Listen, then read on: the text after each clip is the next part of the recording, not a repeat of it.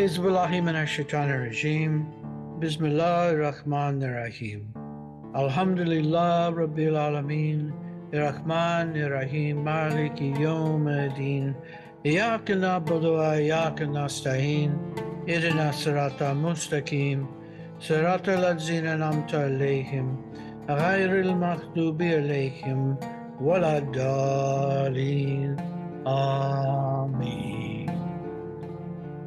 I'm going to read a couple stories and we can talk about those.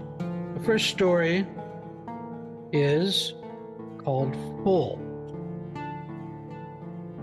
An astronomer who was vain and full of his knowledge went on his travels and visited Kushyar, the sage, teacher of Avicenna. But Kushyar would have nothing to do with him and declined to teach him in any way. The astronomer was taking his leave in sadness when Kushyar said, "Your belief that you know so much has the effect of making you equal to a container full of water. Because of that, like the vessel, you are unable to admit any more. But the fullness is the repletion of vanity, and the fact is, you are really empty no matter how you feel." This story has come about in lots of different ways. I've seen it expressed more literally. When somebody came to learn a teacher, vessels were brought in, glasses, and the teacher would just keep pouring into the glass and let it overflow and going, "This is you. I can't teach you because you're too full of you or too full of thinking that you know something," when in reality, you know nothing. So a story comes around in lots of different ways.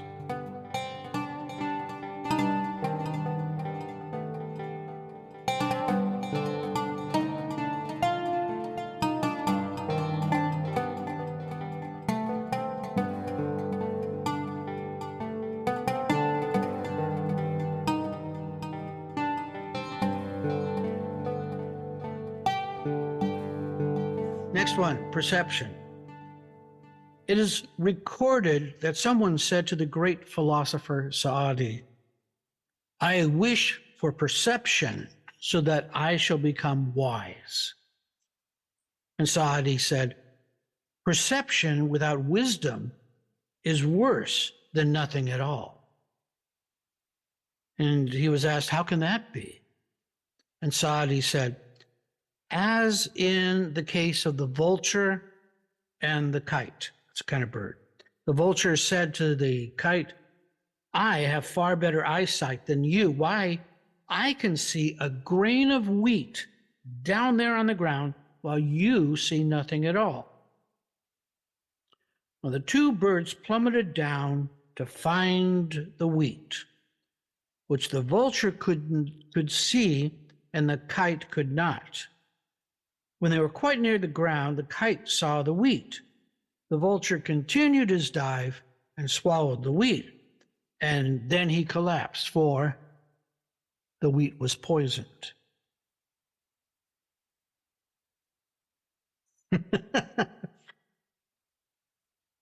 All right, let's talk about that one. How do you understand that? My brain's going to naps. Good. That's certainly part of it. Can you go further? Getting the thing that we want can ruin us. Okay. Or at least without restraint. I mean, sometimes we think we know what we want and we focus on that and it can do us in. Yes, true. Mui? Well, the perception without wisdom bit makes sense. Like, it's actually quite troubling to know things when you can't do anything about it. You can't do anything with them, or you can't. It's like, what's the point of perceiving something that you can't discriminate through or separate out because you have no experience? better to focus on what is what you already perceive trying to teach you. What are you learning from what is in front of you? And then if wider or deeper perception is necessary, it will come through that process. I think where the nafs connection comes in is anybody seen Wish yet? Heard about it. The idea that knowledge is a kind of power, and that power can be hoarded in a way to save up for as a protective measure or some sort of a safety net. You know, if I know everything, if I can perceive everything, then I'll be safe. Or I'll be able to control things or get what I want. When the reality is that there is no safety, and that by trying to hold on to knowledge that isn't alive through practice, it's an illusion. It's not real knowledge if you're not practicing it. So that perception, I guess, to me, that's where it's when it's like perception on its own is not enough, because without putting into practice, you've only just really started the lesson. You haven't really understood it. Anyway, they're my first thoughts. But We're discussing a short story. Maybe I'll read it again, just so that it may help. And instead of kite, I'll say falcon. It's a short story called Perception. It is recorded that someone said to the great philosopher Saadi, "I wish for perception so that I shall become wise." Saadi said, "Perception without wisdom is worse than nothing at all." And he was asked, "How can that be?" And Saadi said, "As in the case of the vulture and the falcon. The vulture said to the falcon, 'I have better eyesight than you. Why, I can see a grain of wheat down there on the ground, while you see nothing at all.' So the two birds plummeted down to find the wheat, which the vulture could see and the falcon could not. When they were quite near the ground, the falcon saw the wheat. The vulture continued his dive and swallowed the wheat, and then he collapsed, for the wheat was poisoned."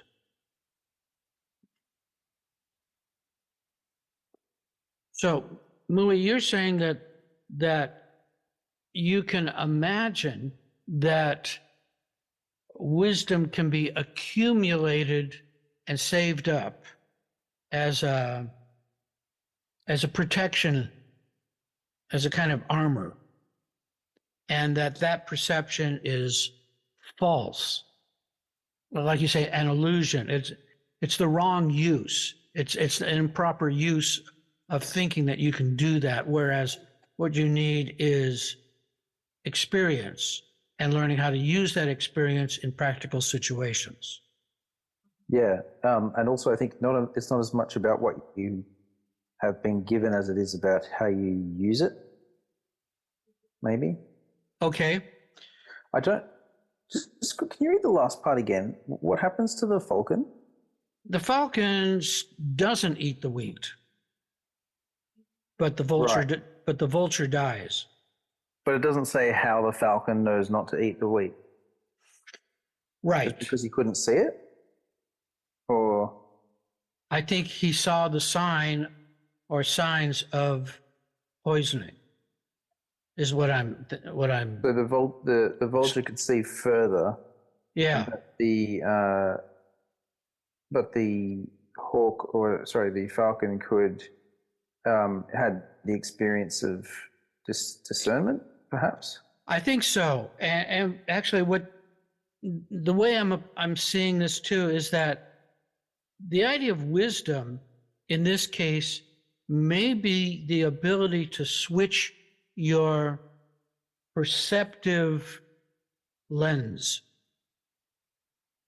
In other words, I'm going back to that old Hopi book, talking about the different perceptions of eyesight, of seeing as the snake eyes, mouse eyes, bison eyes, and hawk eyes.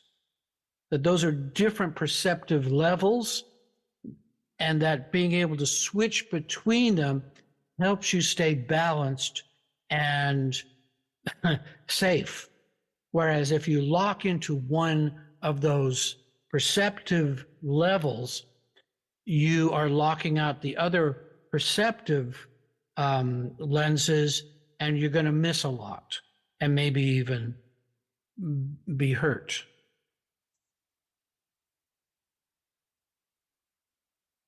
So I'm just taking this just a little further and going, I think it's important to be able to shift between perceptions so that you are using discernment experientially. You're using it wisely. You're using it to use all of your antenna to be aware of what's going on around you. I think it's helpful to understand, in understanding oneself, where you are in your perception. For a lot of us, we get locked into one or two views of life.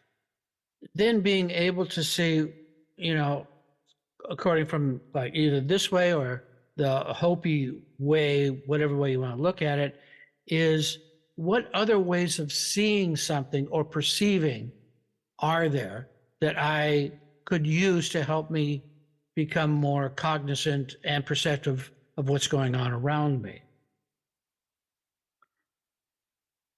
Now, the thing about the snake eyes is it sees details. It sees very clearly what's right in front of it. The grass blades, the holes in the ground, any kind of mounds or hills that these perception levels, this is very right in your face, right in front of you.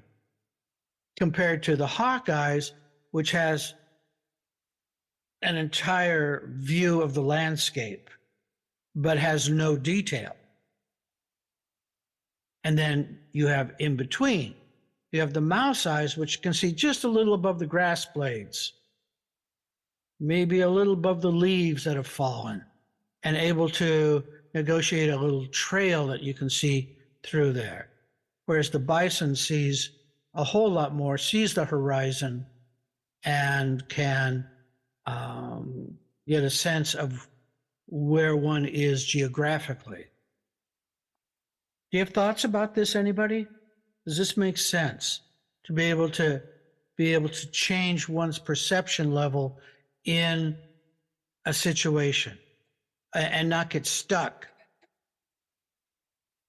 but to be able to shift. Now, for teachers, shifting to the student's point of view is helpful. Sometimes it's more of a group mind where you get like, okay, what are we gathering here? What's going on from your point of view? As a performer or actor, you get a sense of what the audience is perceiving. You get a third eye. As a musician, I get a third ear.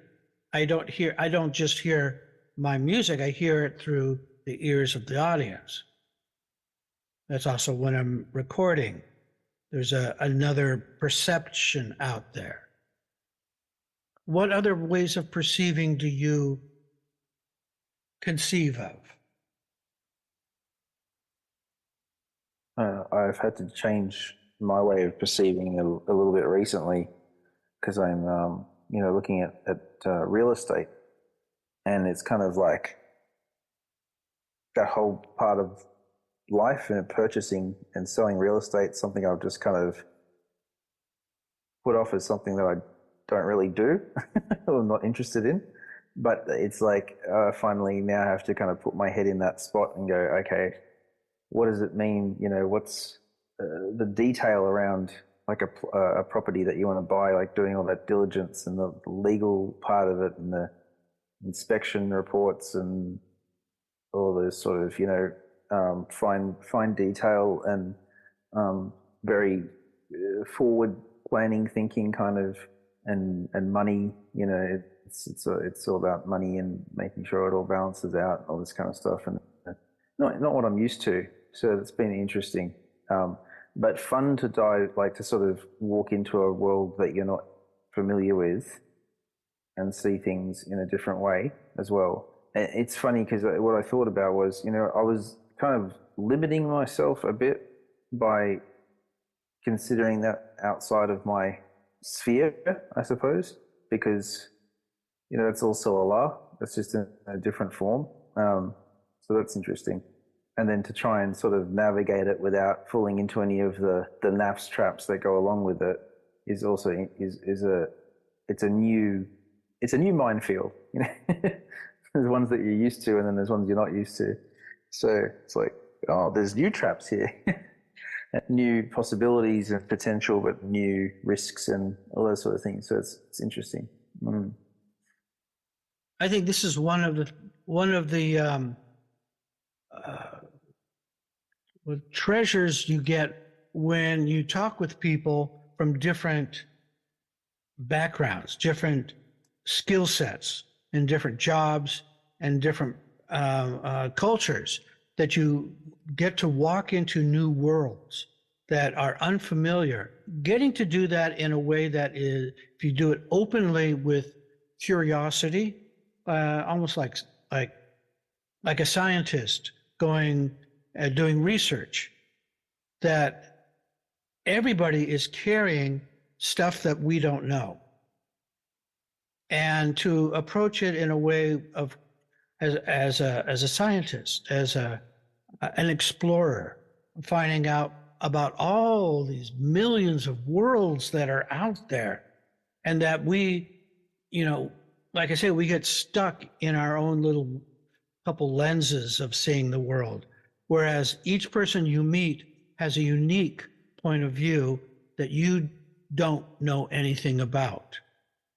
And to approach it in a way that you feel open and curious and explorative, you find out about these worlds, and and each one is unique, and each person has their own take on that specific world, whether it's sales, flying, medicine, law, any of the major professions.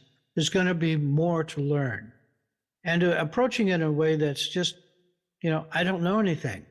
Let me know what's going on in your world so I can enjoy new stuff, helps us. And so when you enter these new worlds, you're also entering into new ways of seeing the universe and of appreciating Allah. And it's open-ended. There is no end to knowing this stuff. Yeah. Buying property or buying a house is enormous. So is getting married. So is having kids. So is taking on a full-time job. So is taking a full-time freelance job. Any of these, there's lots to learn. But back to the story, I think that the main idea about the perception was, you can, like you were saying earlier, Muya, you can think that you know something about, I'm really smart in this area, but then there's stuff that you're not smart about because you don't have experience with it, and your perception lens is limited. So in this case, the falcon was able to read the signs of danger because he was more up close. His lens was a little bit more detailed. So what kind of lenses do you see? What kinds of perceptions do you have? Alameen, can you articulate maybe one or two ways that you perceive?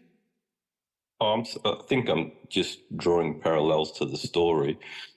And for me, when you talked about sort of the snake eyes, it's more a little bit about the personal. So personal details requires the snake eyes to try and gather as much information within the immediate environment.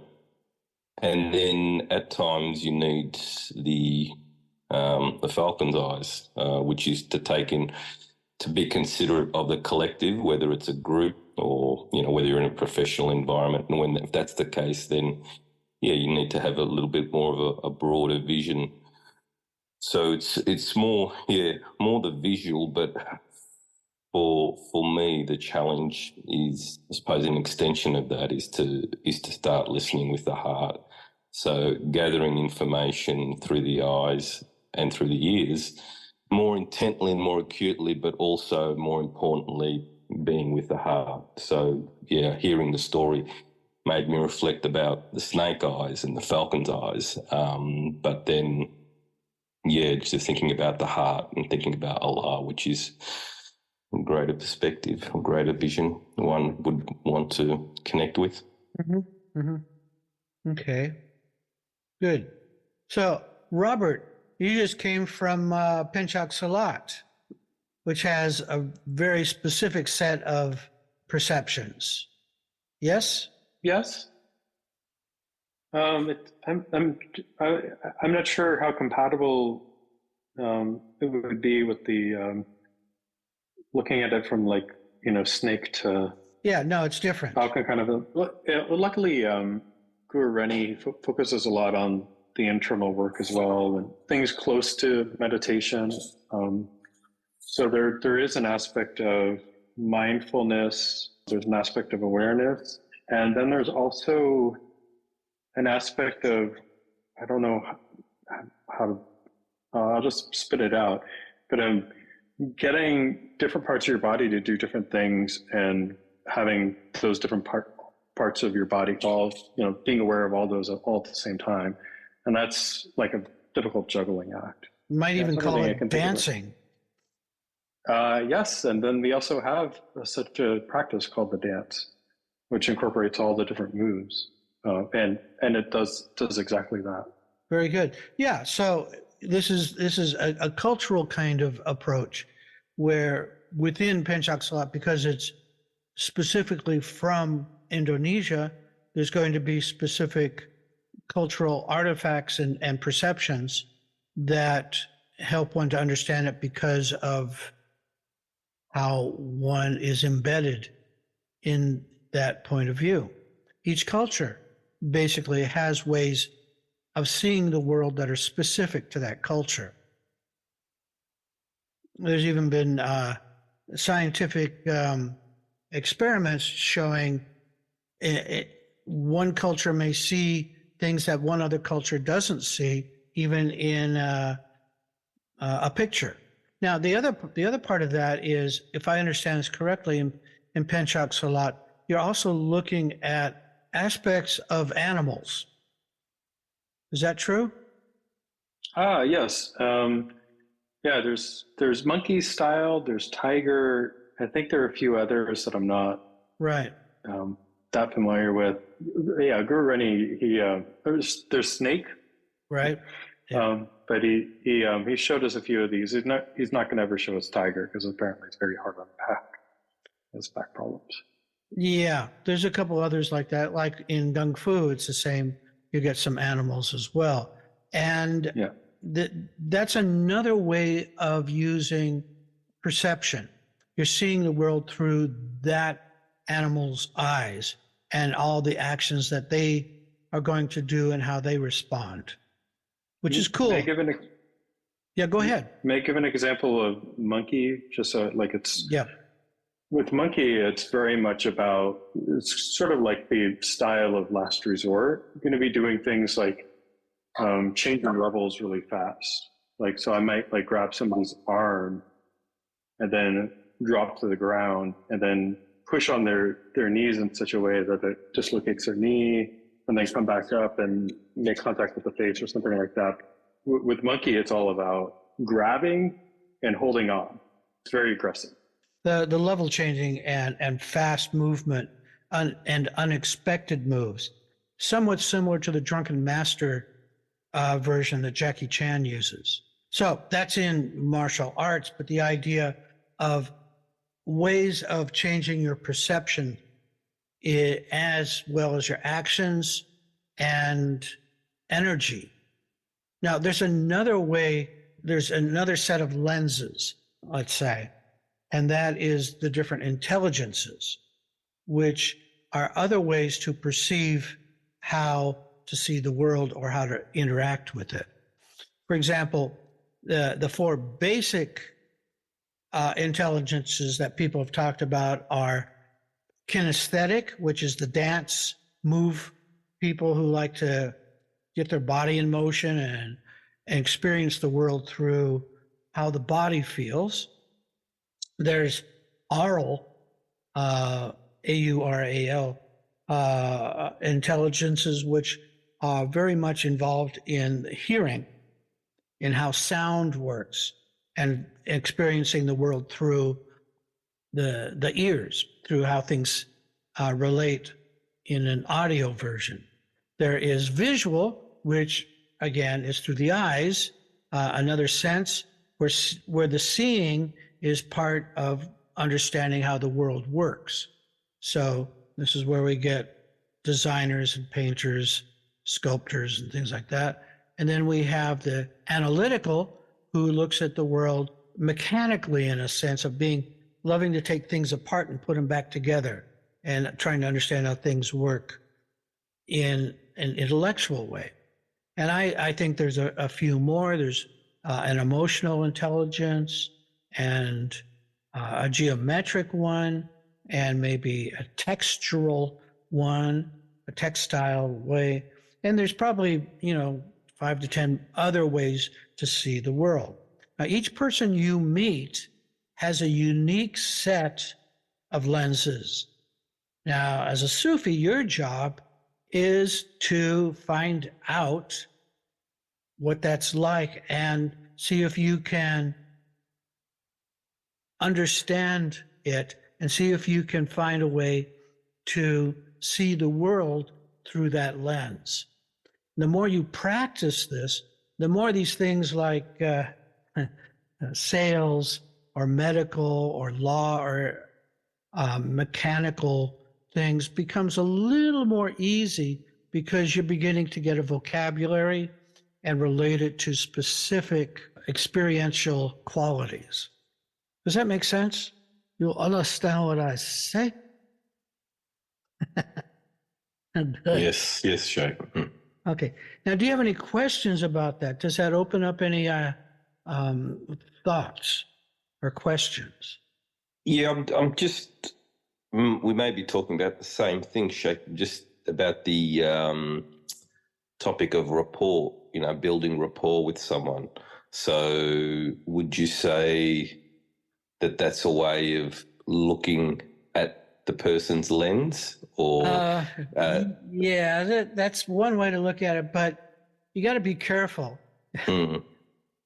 Some people I do not want to have rapport with. I would rather keep a distance, because where they're at is not where I want to be at. Okay. So a little bit of discrimination may be helpful. I think understanding, all right, I understand that this person is trying to do a con on me, trying to get me to trust them, when really I don't have enough background on this person to know if I want to trust them. Yeah. So I'd rather sit back and observe. So this is where that idea of the witness comes in. Of like, look, I'm just going to observe right now. I'm not going to interact, because I don't think I would like to benefit from this set of perceptions. So I don't think it's always a good idea to jump in. I'd say it's a good idea to observe first to see, where's this person at? And if this person seems safe enough, then yes, I'd like to know a little bit more. But, always keep an eye out for danger. Not everybody is safe and not everybody is trustworthy. You got to test the waters. Make sure that you're smart about it. A lot of people you can learn from, either observationally or by entering into rapport, as you say. But do you, and the question is, do you want rapport with this person? Not everybody is trustworthy or safe. So you have to, check it out first and have good ado. Does that make sense? I want to make sure we're on board here. Yes. So this is a great way to learn and to keep yourself open. And what I like about this is, as a Sufi practice of getting out of the way, that you're approaching this as, I don't know anything. I'm new here. And I'm only here for a short amount of time, and I'd like to know as much as I can. So where are you at? How do you see the world? I'd like to know. And staying open that way, you can learn a whole lot. People with families get to learn about what that means. And it's deep training. Any kind of relationship is deep training, because what you get back is what you put out, and it may not be what you like. And that's a great way to learn. Okay. Questions? I'm just trying to think, Sheikh, because trying to put it into practice to get to know new friends, people I work with, etc. What sort of questions do you ask? Okay. Now, with work, are you sure you want to be friends in work land? Not necessarily friends in that sense, more like getting to know the person so I can relate to them, so that we can have better conversations and things like that. Okay. Now, I noticed that you're wearing a whole red thing on the top there. You've got a kind of a dark red scarf. You got a kind of a, what is that, burgundy top? Yeah, it's like a weird pinky red one. Yep. Okay. Any reason why you're wearing that color? It just popped for me. But yes. It popped for you. Okay. And does it make you feel a certain way? Hadn't thought that far ahead, Shay. To wear that color? But you see what I'm doing? Yeah. I'm observing and engaging in conversation, and honestly, that's unique. I don't see a lot of people wearing reddy red, pinky pink stuff. So there's got to be a reason for it. And then you've got all these really cool colors and textures behind you, which I find, what we've talked about. You are a textural girl. You love these textures because they are soft and feel comfortable. And so I just like, oh, that is so cool. Do you have an emotional connection with the different colors and textures? Some of them, more because where I got them or who I got them from. Oh, okay. So in a way, it's connected with a place, a time, an experience, and maybe a person. Okay, I find that fascinating. That's really cool. But that's what I'm talking about in answering your question. I enter into just curiosity. I want to know stuff about this because I don't see that way. I don't care about that. But now you do. I care, and I want to experience that in that way, and that helps me understand you, and it helps me understand about textiles. Now you do it. It could be anybody here if you want to talk to anybody or me or whatever. Now you try. I never know what to ask, Shay. I feel like I'm put on the spot. I don't know what I'm doing. My phone goes blink. Well, relax and just have fun. Everybody turn your picture on. Yes, you can. Yes, you can. Thank you guys for putting your videos on. Come on, Robert. Turn your video on. Now I have all of the options. Pick somebody and talk to them. Okay, Robert, I see you've got a lot of photos behind you. Are they some people that are important? Yeah, they're wedding photos. Oh, cool. My wife and I. You want to see more? Yeah, sure. Ask him his wife's. Fucking fun for me, Shane. And how long have you been married? 7 years. Nice. Have you always lived in the same place? No. We moved here in either 2019 or early 2020 to a new place. But it's only 8 blocks from where we stay. Oh, okay. I love the cake. Yeah, the cake looks amazing. Oh, thanks. What are the colors on that? Is that like, does it have any special meaning, or is it just like a funky kind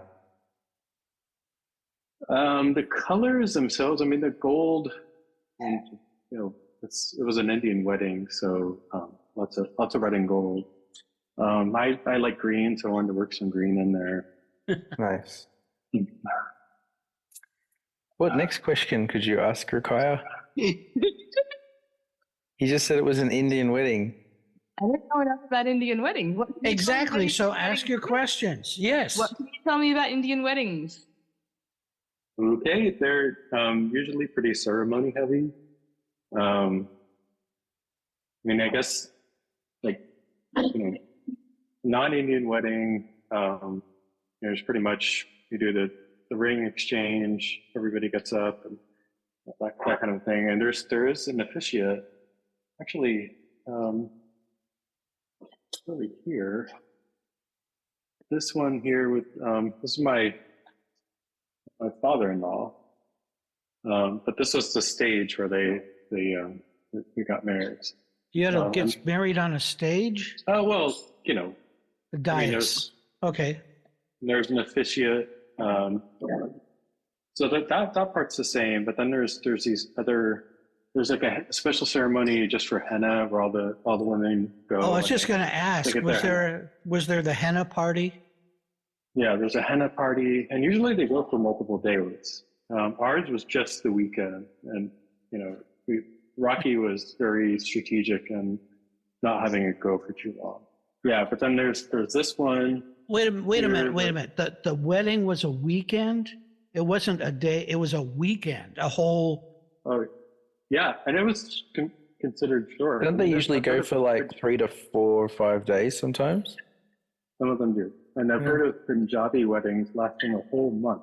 Oh, and you have to wear my. different outfits each day. But they like the party too. Yeah. Did it have any of that powdered color stuff? No. I don't I forget what that's called, but that's I don't think they usually do that at weddings. Oh, okay. I mean, at least not for dropping wedding. Okay, and back on the dancing one, are you in a hula hoop? Oh yeah. Yeah. I couldn't see that. Like, yeah, Rocky, she we had like different activities. So this is the reception, and they usually will have like people go up and do speeches, you know, sort of like best man speech, that kind of thing. There'll also be other activities where we'll have like a dance troupe come up and do. Oh, really? Like You had a Indian dance style troupe? dancing. You had We dancers? didn't. Rocky had some cousins that organized it. Wow. I didn't. Nobody on my. And she looks great. She looks absolutely beautiful. It's my favorite picture. Yeah, I understand. She looks so happy. Yeah, that is beautiful. How many goes did it take you to keep the hula hoop up, Robert? Oh, I think I could make it last like 3 turns, and then Rocky was much better. I know here it shows it lower, but she's actually much better. Nice. So now for the cake cutting, there must have been some kind of ceremony with that, right? Yes, I mean, it wasn't like a called out ceremony. It was just like, when I got to serving cake, we sliced it. And then Okay. this one, we actually had like sheet cakes made with each of these layers separately so that we could feed everything. That's the other thing. Indian weddings are usually pretty big. It's usually a lot of people. So this wouldn't feed hardly anybody. Wow. Yeah, because it looks like that would feed a lot of people. Ginormous cake. Yeah, no, not even. There's like ours was 300 people, and now that's like considered small for an Indian wedding. Yeah, the ones I've they have in heard India are they get huge. to like hundreds, thousands, like everyone you know. Yeah. Yeah. So this cake probably would have been able to feed like 30 or 40 people. Basically, in India, it's the whole community, the village Yeah. doing the thing. Yeah. And then they'll help out with like all the like just for putting on the wedding outfits and all that. She'll have like aunties and so on that are from the community. What's the symbolism of those necklaces in that photo, Robert? You've asked a question which I don't know a good answer to. Sorry. There's like a lot of probably fertility. There actually was a whole like set of ceremonies just when we were up there doing when the officiant was gonna marry us. So there was another thing where they had like tray with candles and milk and stuff, and then they had like incense, and they were like rocking it back and forth and singing a chant. So there's a lot of stuff which I knew I was going to have to do. I didn't really scrutinize That was a lot. other than what the officiant said. Yeah, and then that was the other thing. There were like so many things. It's like one year, not the other. And as the groom, you're really pretty much just sit there, stand there. We'll tell you what to do. Right? Yeah. Okay. Now, Ruqayya, tell me about Robert's wife. What have you learned? I've learned that her name's Rocky and she's Indian. Which India? It's kind of a big country. Punjabi, I think.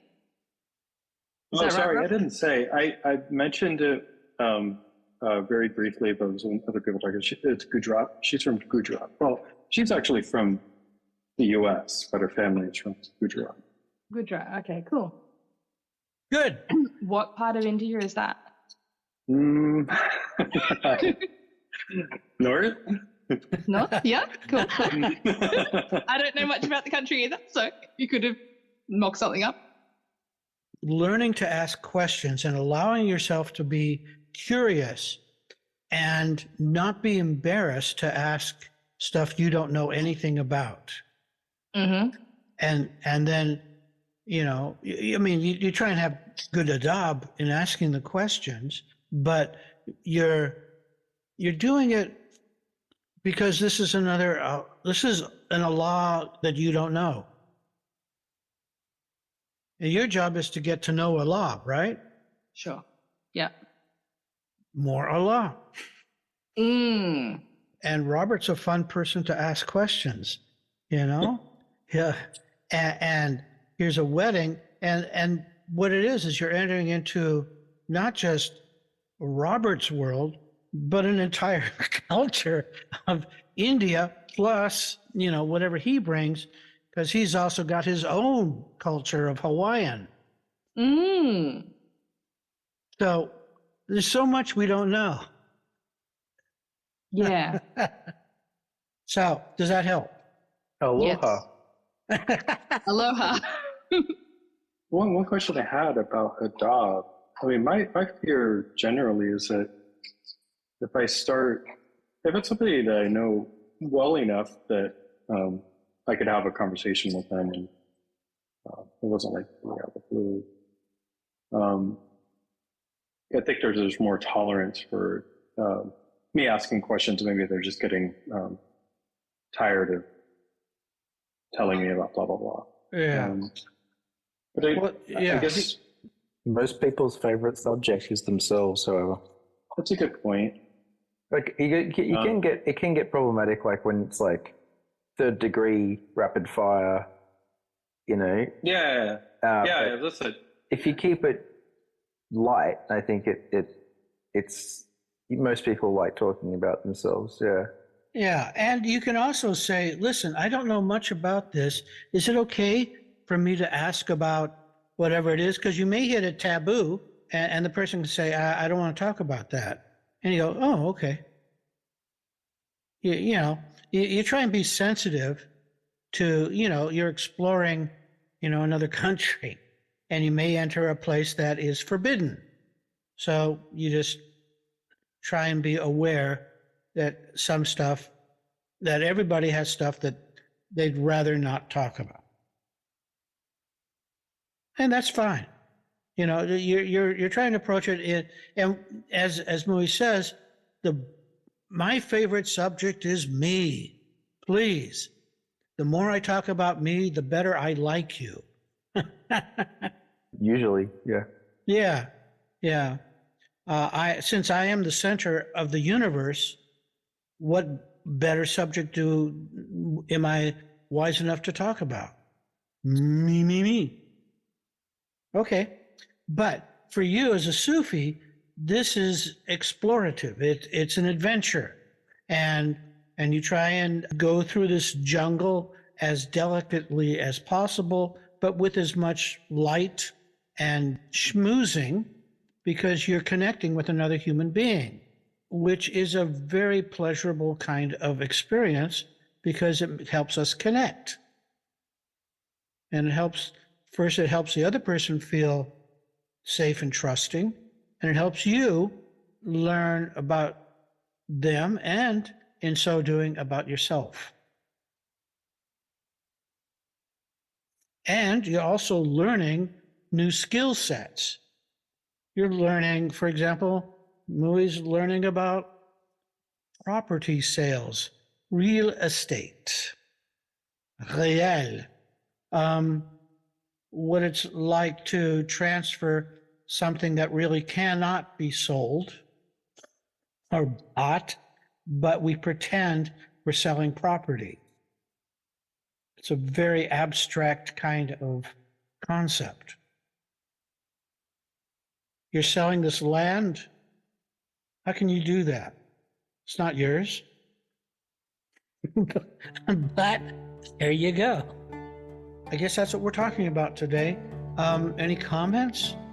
Highly recommend, if not suggest, that you try this with people that you meet. And one way to think about it is Allah brings these people into your life for a very specific reason. Your job is to learn the lesson that they bring to you. Everybody is your teacher. They have something to show you. Your job is to get it. Some may last for a lifetime. Some may last for just 20 minutes. أعوذ بالله من الشيطان الرجيم بسم الله الرحمن الرحيم الحمد لله رب العالمين الرحمن الرحيم مالك يوم الدين إياك نعبد وإياك نستعين اهدنا الصراط المستقيم صراط الذين أنعمت عليهم غير المغضوب عليهم ولا الضالين آمين. Thank you, Salaam Sheikh. Alaykum Thanks, wa everyone. rahmatullahi wa barakatuhu. Assalamualaikum. Thank you, everybody. Thanks, everyone. Thanks, Shani. Thanks, Bye. everyone. Assalamu alaikum. Thank you. Walaikum salam. Bye.